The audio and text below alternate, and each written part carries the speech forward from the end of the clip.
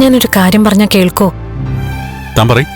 അത് പിന്നെ ഉണ്ണിയോട് പറയണം, കരുണയെ പോയി വിളിച്ചോണ്ട് വരാൻ.